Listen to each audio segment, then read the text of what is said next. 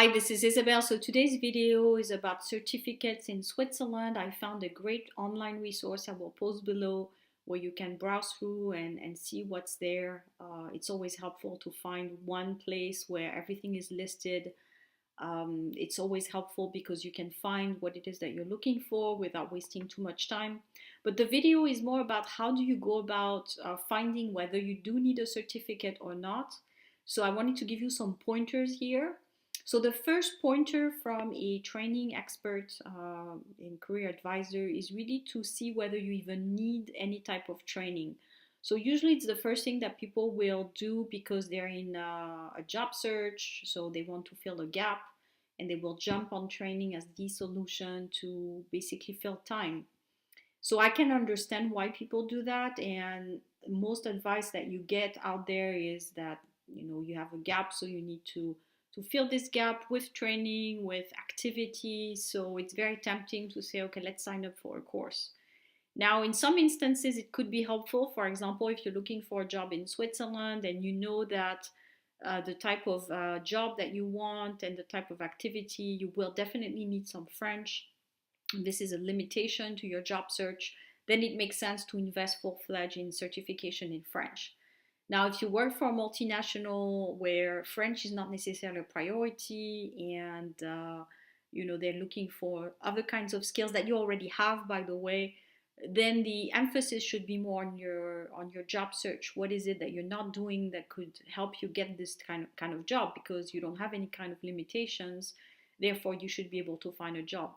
I notice with most of my clients that the problem is not necessarily in terms of lack of skills, but more lack of knowing how to find a job, knowing how to network, knowing how to present themselves, influence others, be recognized for what they have to offer.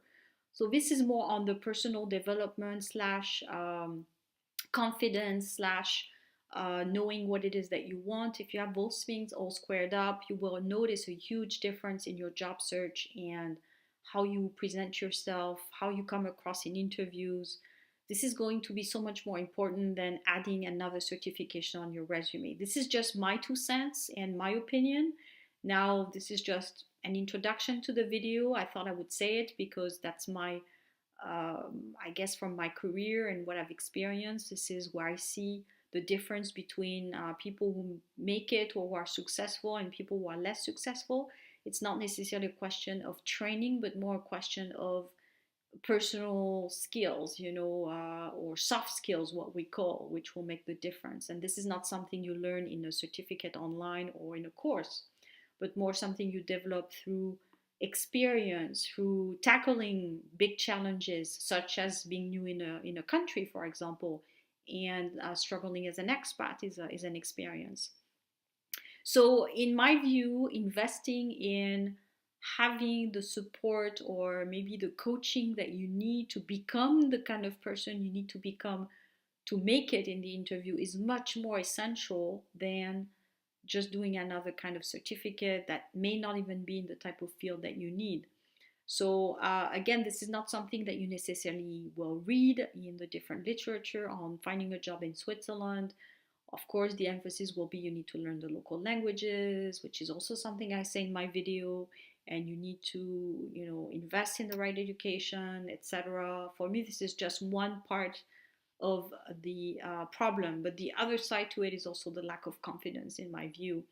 A lot of people who are looking for work in Switzerland tend to lack confidence because they come from different countries. They're thinking about what they don't have rather than what they do have. So it's more of a mindset and confidence issue than a lack of skills issue. So I just wanted to point that out. Now, the advice I would give in terms of picking a certificate online, if you want to do one, if it's valuable for your career objective, is first to look at the type of thing that's valued in the market. So, in my view, the type of certificates that are the most valued, again, it's languages, it's project management, anything linked to IT as well, or to digital marketing. Those certificates tend to be quite valued. But again, I would really look at what type of jobs are you targeting and is that what is required? Sometimes if you work for a bigger corporation, they may want you to have a degree rather than a certificate, so you just have to check what is required. And the last thing is that I would always favor to have a certificate in something technical, because in the end that's what's going to make the difference as well. In a resume, for example, and again I use the example of IT, they will favor someone who has the technical expertise, for example certified by Apple or something like that, rather than someone who doesn't have this type of certification. So again, in my view, to sum it up, for certification, I think it's good for languages, and I think it's also good for IT.